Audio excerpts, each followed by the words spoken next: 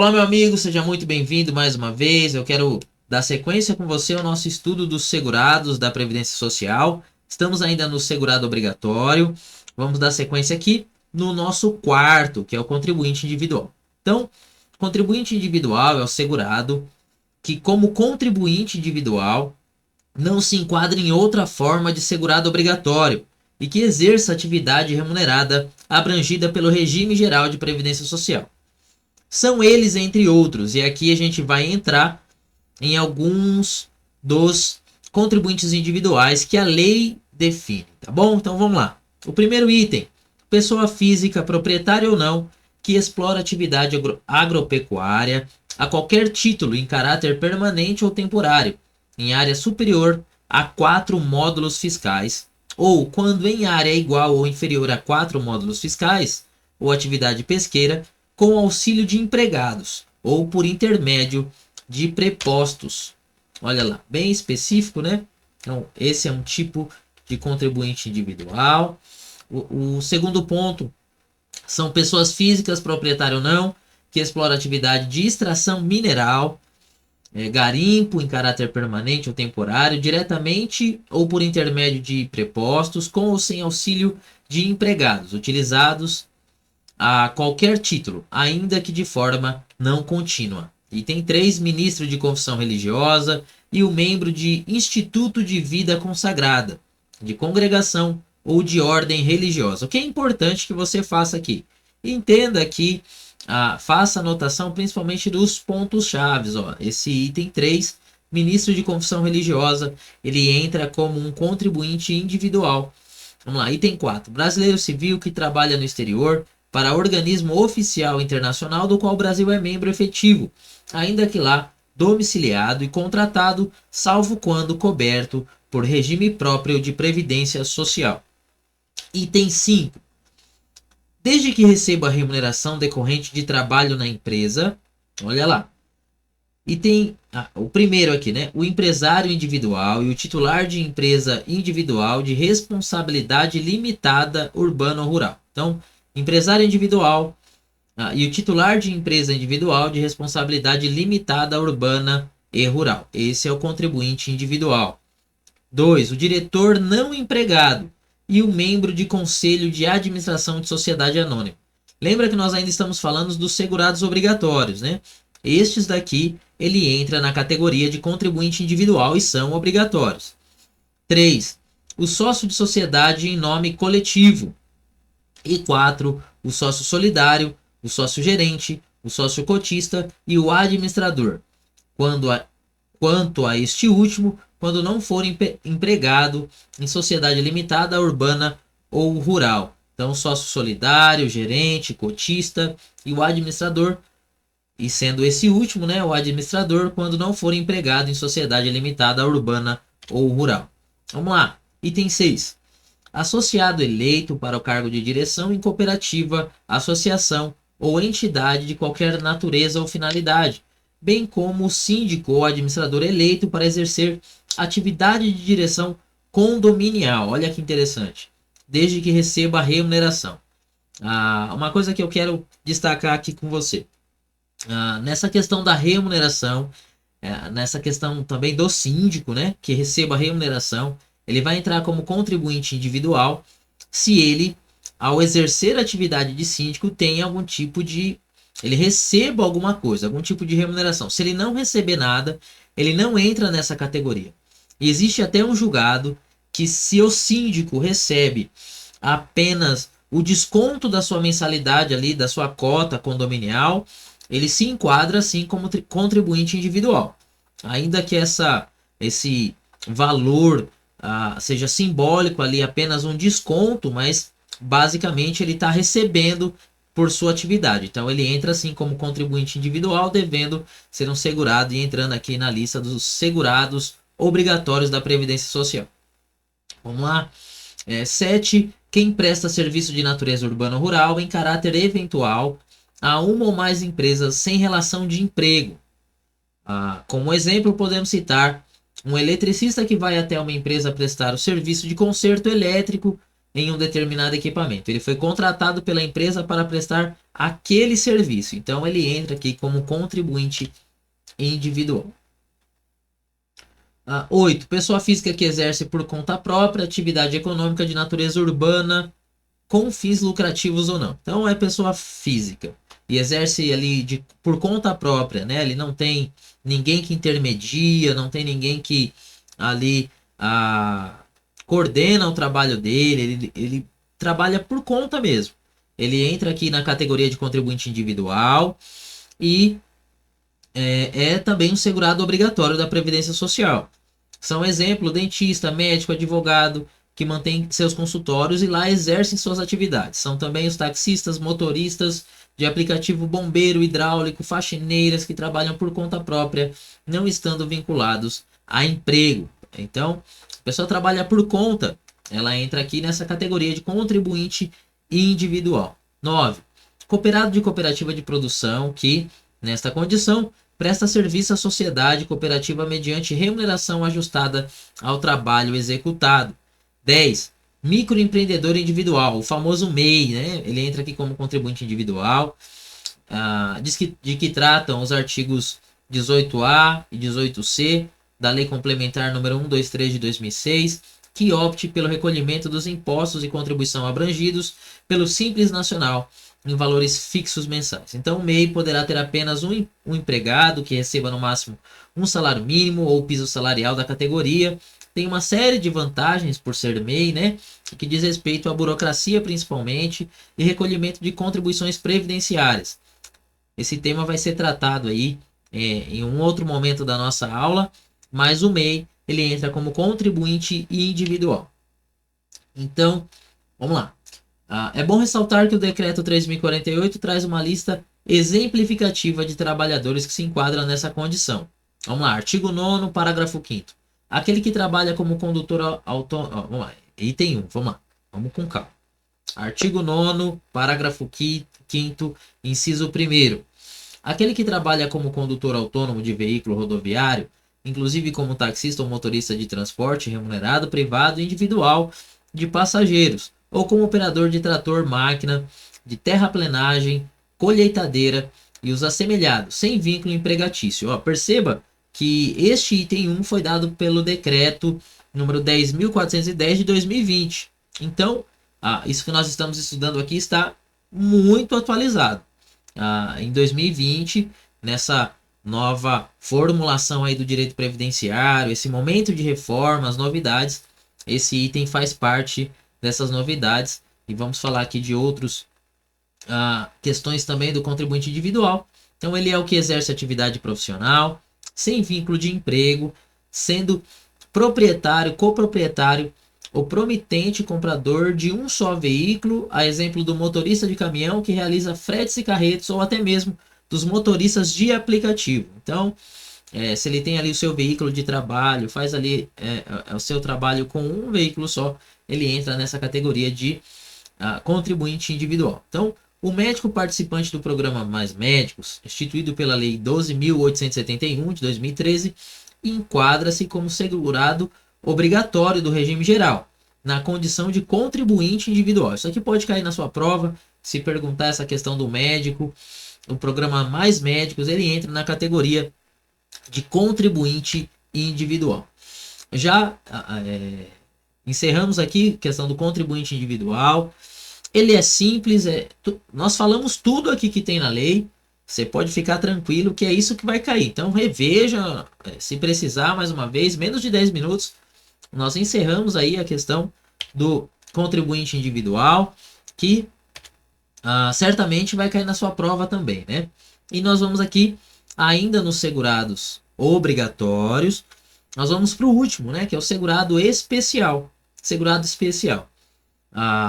Como aqui na tela vocês podem perceber, eu tenho aqui, deixa eu deixar aqui bonitinho para vocês, eu tenho aqui aquele fluxo que eu fiz para vocês em formato de mapa mental, são os quadros que nós vamos estudar adiante, tá? E vai ficar disponível aqui para vocês também o link para vocês baixarem este mapa, tá bom? Vamos lá. Quem é o segurado especial? Então, o segurado especial vai exercer individualmente ou em regime de economia familiar. Olha isso daqui. Atividade agropecuária, pesqueira artesanal, extrativista vegetal ou de seringueiro. Ponto. Ponto. Então, vamos começar aqui.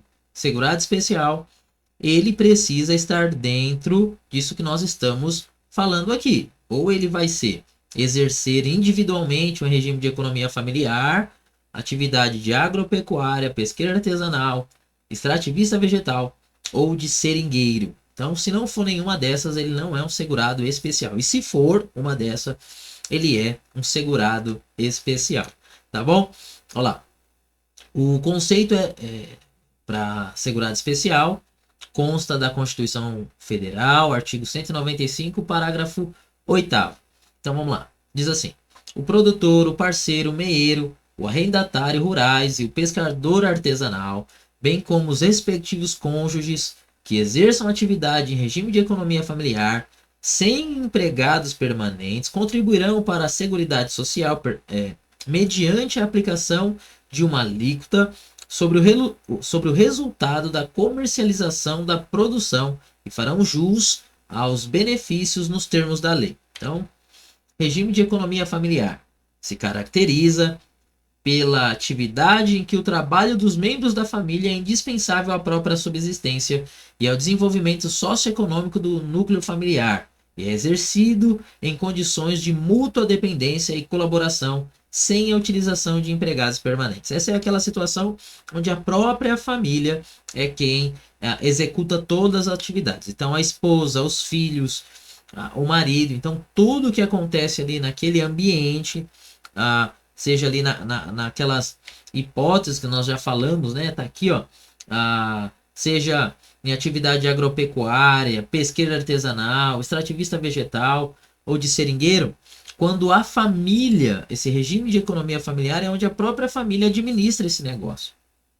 Então, pescador artesanal é aquela pessoa física, não pode ser uma empresa, que individualmente ou em regime de economia familiar, da mesma forma, ou ele individualmente, ou ele junto com toda a sua família, faz da pesca sua profissão habitual e o meio principal de vida, desde que não utilize embarcação ou utilize embarcação de pequeno porte. Então, se ele é um pescador e tem ali, não utiliza nenhum tipo de embarcação, ou ele utiliza uma pequena embarcação, ele faz parte aí do segurado especial. Assemelha-se ao pescador artesanal, aquele que realiza atividades de apoio à pesca artesanal, a pessoa que vem de apoio, né? Ela não é o pescador, mas ela apoia, exercendo trabalhos de confecção, de reparos de artes e petrechos de pesca. Quem faz a rede, quem ali ajuda, né, nessa pescaria de uma certa forma, ele também se assemelha ao pescador artesanal. Também faz aí o reparo dessas pequenas embarcações, né, atuando no processamento do produto da pesca artesanal. Ele também pode ser considerado, assemelhado ao pescador artesanal. Aí a gente pensa só na figura do pescador, mas aquelas pessoas que o apoiam também são considerados ali por semelhança ao pescador artesanal. Então vamos lá, o segurado especial não precisa ser proprietário do imóvel rural, onde exerce suas atividades. Pode ser meieiro, parceiro, arrendatário rural, usufrutuário, comodatário, etc. Então ele não precisa ser o dono do espaço ali, ele tem um agronegócio, tem ali o seu espaço, ele não precisa ser o dono. O que é importante é que ele exerça atividade naquele espaço. Não precisa também morar no imóvel rural. Ele pode residir. Caiu aqui. Vamos ver se volta aqui minha imagem, né? Voltou, travou. Olha aqui. Mas vamos lá. Volta a imagem. Vamos lá, vocês estão me ouvindo, né? Acho que volta, daqui a pouquinho volta aí. Vou fazer assim. E volta para mim.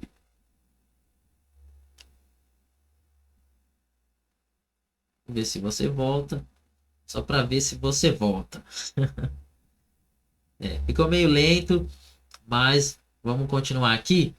Preste atenção principalmente aqui no slide, tá bom, meu amigo? Ó, ele diz assim: o segurado especial não precisa morar no imóvel rural.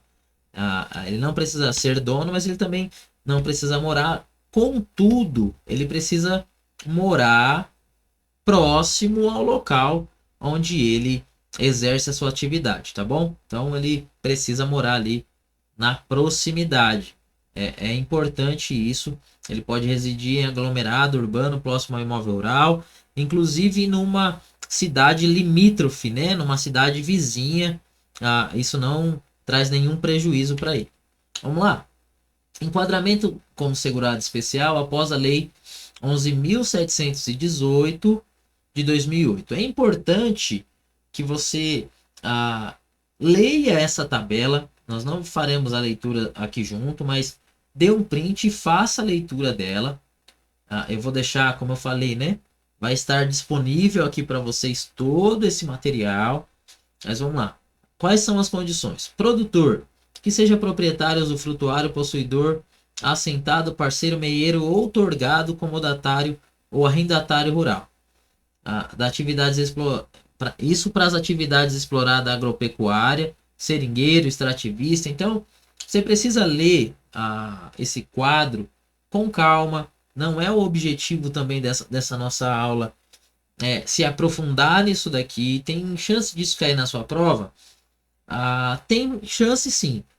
Eu não apostaria. É importante que você veja pelo menos uma vez, tá bom? É importante que você veja estas questões, porque aqui a questão do segurado especial, a não ser que no edital venha a questão da Lei 11.718. Se cair isso, nós vamos estudar com mais calma. Mas eu já trouxe aqui para vocês essa questão. Então vamos lá. Atividade, limitação de embarcação, enquadramento do segurado no regime geral de previdência social. Olha ali, peça artesanal, embarcação de pequeno porte e arqueação bruta menor que 20. Ele é um segurado especial. Então vamos lá. Pesca, embarcação de médio porte menor que 20, arqueação bruta menor que 100. Então, ele é um contribuinte individual. Enquanto o primeiro ele é um segurado especial, nessa segunda situação ele já é um contribuinte individual e ainda pesca, embarcação de grande porte, arqueação bruta maior ou igual a 100, ele é um contribuinte individual. O que é interessante na atividade de pesca é você saber que essa pesca artesanal, que é aquele que não tem toda a estrutura, o mais simples, que a embarcação dele no máximo é um pequeno barquinho ali, ele é um segurado especial. Se já tiver um barco maior, se ele já tiver uma condição melhor ali, até de trabalho mesmo, ele entra como contribuinte individual e não segurado especial. E isso daqui, a banca Sebrasp pode derrubar um monte de gente nessa questão. Então, o segurado especial poderá contratar empregados ou contribuintes individuais no período de até 120 dias no ano. Olha que interessante isso daqui. Não podendo ter empregados permanentes. Esse período não precisa ser em épocas de safra e não será computado nesse prazo de até 120 dias o período de afastamento em decorrência da percepção de auxílio por incapacidade permanente. Então tem esse limite aqui de contratação, né, até 120 dias por ano. Caso o limite legal seja superado, o segurado especial deixará de ser assim considerado e será qualificado como contribuinte individual. Então, quantidade de empregado vezes o número de dias menor que 120 por ano. Então, se você tem ali 4 empregados, você tem que fazer aí essa divisão, porque não pode superar os 120 dias por ano. Dúvidas? Anotem aqui e mande nos comentários, porque algumas coisas eu vou precisar fazer um vídeo só para explicar. Não é o objetivo nesse, mas se vocês tiverem dúvida, pode anotar aí, manda nos comentários. O objetivo é esse mesmo, tá bom? Segurado especial ainda, tabela exemplificativa. Olha lá. Quantidade de empregados. Se eu tenho 1, quantidade de dias, 120. Se eu tenho 2, 60. Se eu tenho 3, 40. Se eu tenho 4, 30. Se eu tenho 5 empregados, 24. Então, o número de empregados influencia a quantidade de dias que eles podem ser contratados, porque ele não pode superar 120 dias mas fazendo essa divisão pelo número de empregados, tá bom? Isso daqui é importante que você saiba, muito importante que você saiba, chegue na prova sabendo disso. O segurado especial poderá exercer certas atividades sem que, com isso, perca a condição especial. Olha lá, ele pode fazer algumas outras coisas sem perder ainda essa qualidade de segurado especial. Então, atividade permitida, outorga de imóvel rural. Então vamos lá, ele pode outorgar o imóvel dele por meio de contrato escrito de parceria, ameação, comodato, de no máximo 50% do imóvel rural, cuja área total não seja superior a 4 módulos fiscais. É desse jeito que está na lei, é isso que você precisa entender e decorar. Então vamos lá. Outra hipótese, outorga de imóvel rural, desde que o outorgante e outorgado continuem a exercer a respectiva atividade individualmente ou em regime de economia familiar, na condição de segurados especiais, entendeu? Então, ainda que ele faça essa outorga, a pessoa que ali entrará nesse espaço também precisa ser dessa regime de economia familiar, fazendo a mesma coisa. Então, ele tem ali o seu espaço que não ultrapasse 4 módulos fiscais, e se ele ali outorgar para outra pessoa, ela vai ter que fazer as mesmas coisas. Da mesma forma que ele faz, essa outra família também vai fazer, assim ele não perde essa condição de segurado especial. Olha o que ele pode, também é permitido para ele: turismo, inclusive hospedagem rústica. Imagina que um produtor rural está ali e durante um período do ano ele quer fazer um turismo, porque ele tem sua plantação, tem ali de flores, por exemplo, e ele quer fazer ali, durante uma época do ano, um turismo para explorar a paisagem que fica ali de flores, tudo. Ele pode fazer isso? Pode. Então, na propriedade rural, ele pode fazer, mas não pode ser por período superior a 120 dias no ano. Então, mais uma vez, fica fácil decorar porque também é 120 dias no ano. Então, se ele quiser, ele não vai perder a condição de segurado especial. Entretanto, se ultrapassar esse período de 120 dias por ano, ele perde aí a condição de segurado especial. Então, por último, atividade permitida, participação em plano de previdência complementar. Então, instituído por entidade classista a que seja associado. Então, se ele é associado ali a alguma entidade classista que representa ele e ele quer participar de um plano de previdência complementar, ele pode, sem perder a condição de segurado especial, e também em razão de condição de trabalho rural ou de produtor rural em regime de economia familiar. Também é uma outra hipótese que ele pode participar sem perder sua condição de segurado especial. Então, programa assistencial oficial do governo, imagina que ele recebe ali alguma assistência do governo, ele faz parte ali, ele ou alguns membros da sua família recebem esses programas assistenciais, não perde a condição de segurado especial por isso. Beneficiamento ou industrialização artesanal. Então, se o próprio grupo familiar dele faz uso, né, desse beneficiamento ou industrialização artesanal, ele não perde essa condição. Considera-se processo de beneficiamento ou industrialização artesanal aquele realizado diretamente pelo próprio produtor rural, pessoa física, desde que não esteja sujeito à incidência do IPI, né? Se não tiver, essa industrialização do produto dele não incidir IPI, ele continua sendo segurado especial. Incidiu IPI, né, esse imposto federal, ele deixa a condição de segurado especial. E associação, né? Se ele se associar em uma cooperativa agropecuária ou de crédito rural, ele também não perde essa condição de segurado especial. Dando sequência aqui, então, sociedade empresária, sociedade simples, como empresário individual ou como titular de empresa individual de responsabilidade limitada, considerada microempresa. Se ele é uma microempresa, não vai perder essa condição de segurado especial. O objeto da sociedade deve ser agrícola, agroindustrial ou agroturístico. O segurado deve manter o exercício de sua atividade rural como segurado especial. A pessoa jurídica deve ser composta apenas de segurados de igual natureza, especiais, no caso, e sediar-se no município ou em município limítrofe àquele ao qual menos um deles desenvolva suas atividades. Então, imagina se essa empresa for sediada num município limítrofe, né, que faça ali fronteira com o município onde é desenvolvidas as atividades, também não perde a condição de segurado especial. Atividade sujeita à incidência do IPI sobre os produtos das atividades envolvidas. Então, lembra que nós falamos que se incidir o IPI você perde essa condição? Tem aqui uma exceção. Então, se a atividade sujeita à incidência de IPI sobre os produtos das atividades envolvidas, qual é a exceção? Desde que seja atividade desenvolvida nos moldes das sociedades descritas na coluna acima. Então, dessa sociedade empresária, ainda que incida o IPI, não perde a condição de segurado especial.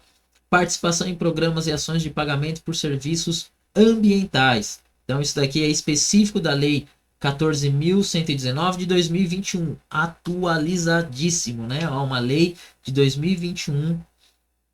Basicamente, isso pode cair na sua prova, porque se ele participar de programa e ações de pagamento por serviços ambientais, conforme a Lei 14.119, ele não deixa de ser um segurado especial. Então, é permitido que ele faça isso.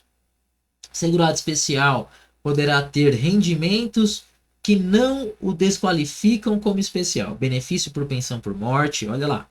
Ele recebe pensão por morte, ele deixa de ser segurado especial? Não. Auxílio acidente ou auxílio reclusão, cujo valor não supere o do menor benefício da Previdência Social. É importante isso daqui. Benefício concedido ao segurado qualificado como segurado especial, independentemente do valor. Olha lá. Benefício previdenciário pela participação em plano de previdência complementar.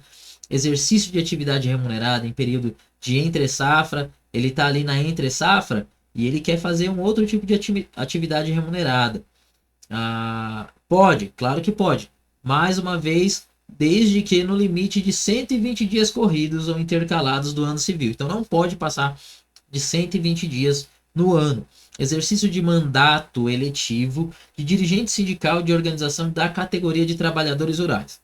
Se ele exercer esse tipo de atividade, também não deixa de ser um segurado especial. O exercício de mandato de vereador do município que desenvolve a atividade rural ou de dirigente de cooperativa rural constituída exclusivamente por segurados especiais. Se tem ali uma cooperativa rural que é feita só por segurados especiais, ele ainda continua sendo segurado especial também.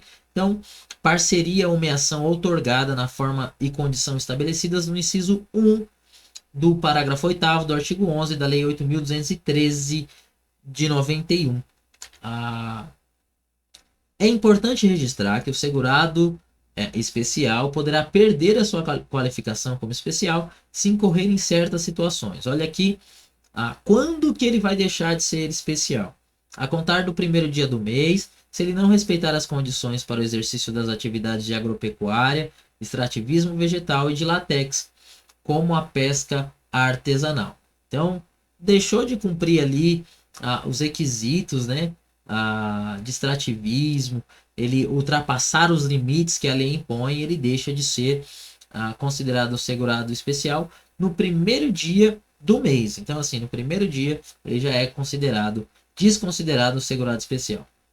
Se ele outorgar mais de 50% do imóvel rural, nós falamos lá se ele pode outorgar até 50%, outorgou mais de 50%, ele deixa de ser o segurado especial a contar do primeiro dia do mês, se tornar segurado obrigatório de outro regime de previdência. Então, ele passou para outro regime por sua atividade, ele deixa de ser especial. Se participar de sociedade empresária, sociedade simples, como empresário individual, como titular de empresa individual de responsabilidade limitada, em desacordo com as limitações impostas na Lei 8.213.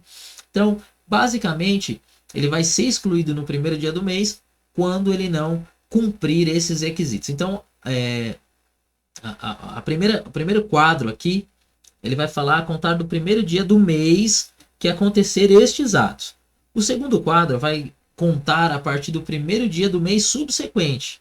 Então, enquanto no primeiro quadro, no mês que isso acontecer, ele já deixa de ser um segurado especial, nesse quadro de baixo, né, nesses dois quadros de baixo, a partir do próximo mês, no mês subsequente. Então, quando o grupo familiar a que pertence exceder o limite de utilização de trabalhadores, dias em atividades remunerada e dias de hospedagem. Então ultrapassou aquela questão dos 120 dias de atividade remunerada, ali dividida pelos trabalhadores, 120 dias de hospedagem, ou a utilização de trabalhadores, se extrapolar, ele perde também essa condição de segurado especial no outro mês, não é no próprio mês, é no outro mês.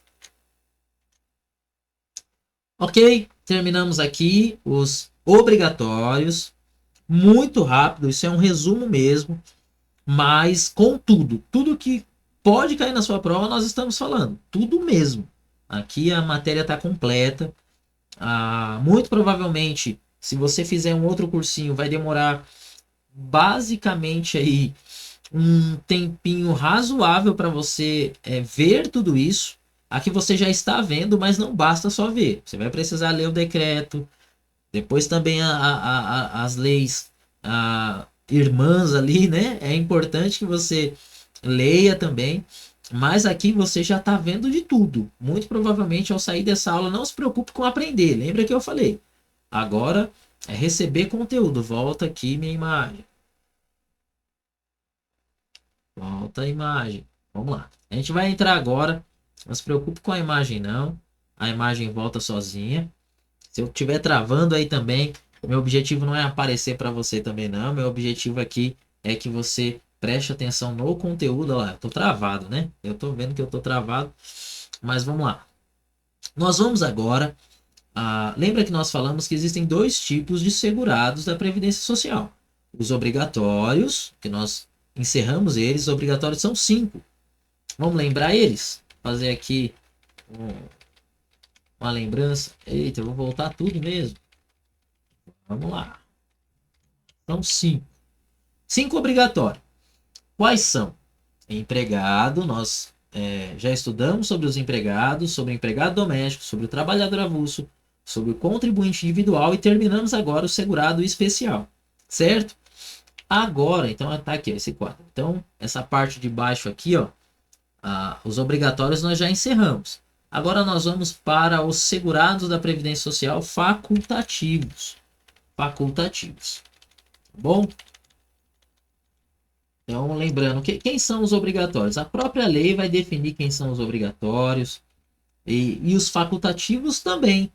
Enquanto os obrigatórios são aqueles que devem, os facultativos são aqueles que podem ser segurados da Previdência Social. Eles têm essa opção de serem ou não. Aqui está o mapinha mental que eu fiz, depois é importante que você leia, ele estará disponível aqui embaixo e nele você vai conseguir relembrar algumas coisas que nós vamos tratando aqui na aula. Então vamos lá. O segurado facultativo é a pessoa física que não se enquadra na qualidade de segurado obrigatório do regime geral de previdência social.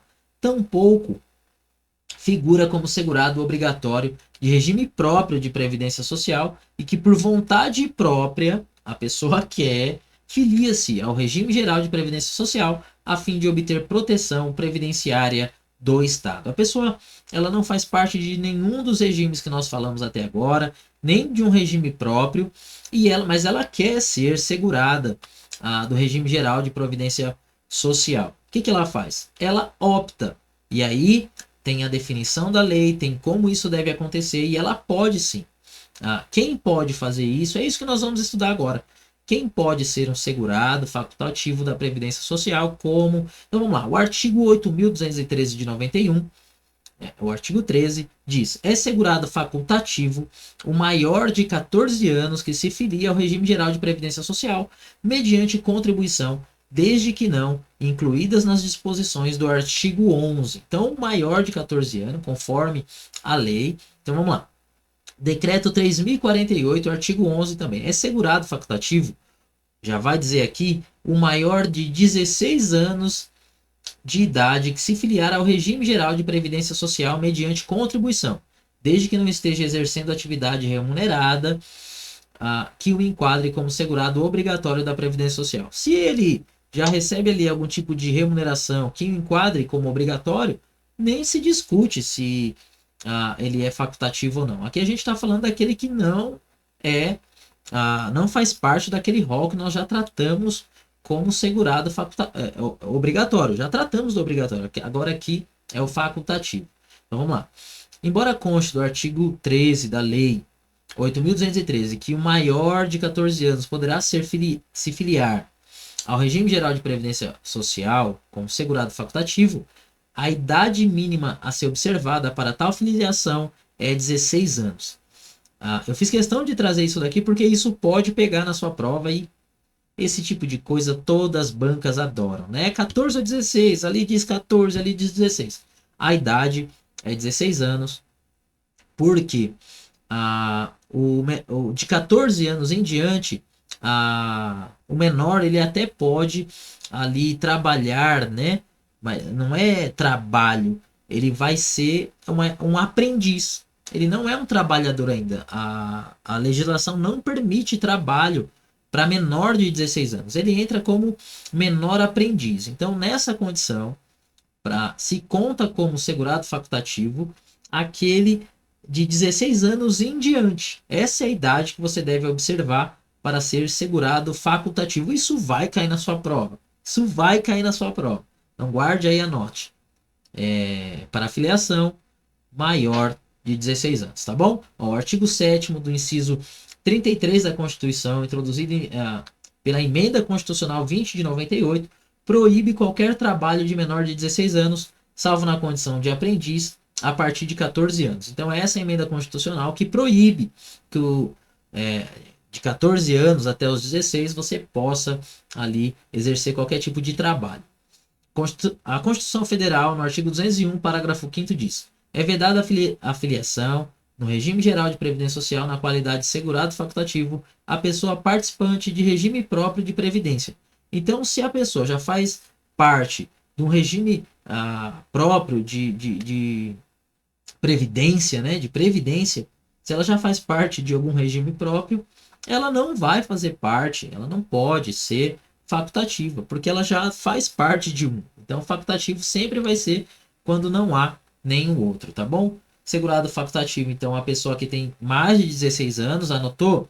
Não pode ser segurado obrigatório do regime geral de previdência social ou qualquer regime próprio, se faz parte do regime geral em qualquer outra situação, daquelas obrigatórias, ou de qualquer regime próprio de previdência social, ela não pode ser um segurado facultativo. A sua filiação se dá por ato volitivo da própria vontade, ela deseja, com sua inscrição e o pagamento da primeira contribuição previdenciária sem atraso. Então, outra característica do segurado facultativo é que ele faz o recolhimento, né, da contribuição previdenciária, não pode ter atraso, não pode haver atraso, deve ser sempre em dia. Então, vamos aqui para finalizar. O artigo 11 do decreto 3.048 traz uma lista exemplificativa de segurados facultativos. Então, essa lista não é taxativa, mas traz alguns exemplos que podem cair na sua lei. Então, primeiro exemplo, aquele que se dedique exclusivamente ao trabalho doméstico no âmbito de sua residência. Então, ela não é uma empregada doméstica ou empregado doméstico. Ela trabalha na sua própria residência e quer contribuir. Ela pode? Pode. Ela vai entrar nessa categoria de segurado facultativo.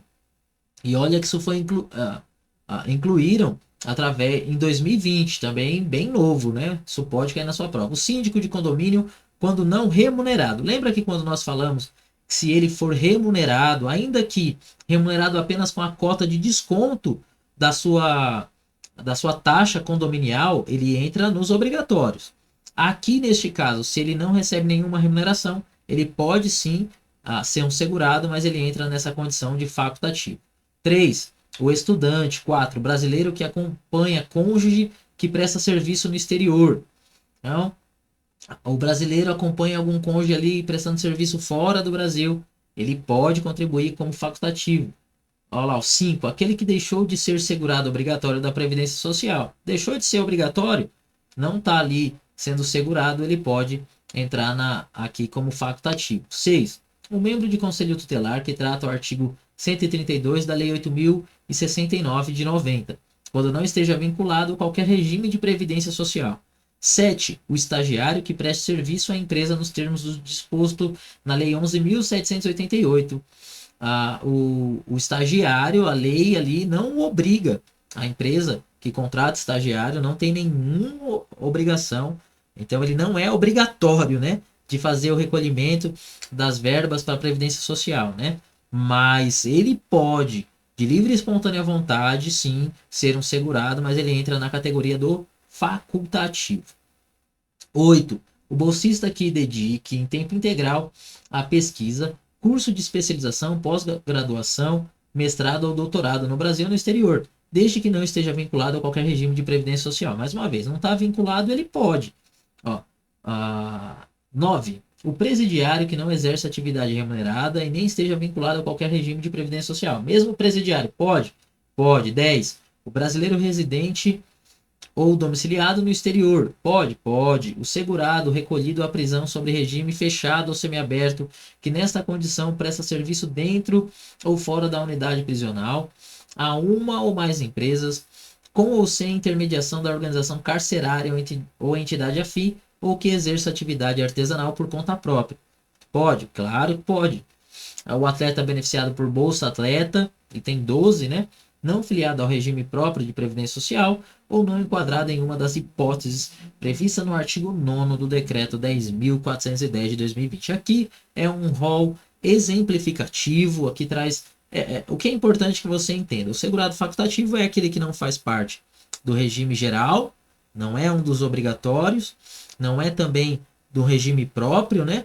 Mas ele ali quer ser um segurado, ele tem essa vontade, ele não se sente amparado, ele percebe que fora desse seguro social, da Previdência Social, ele corre algum risco, e ele quer ter esse seguro também como trabalhador obrigatório.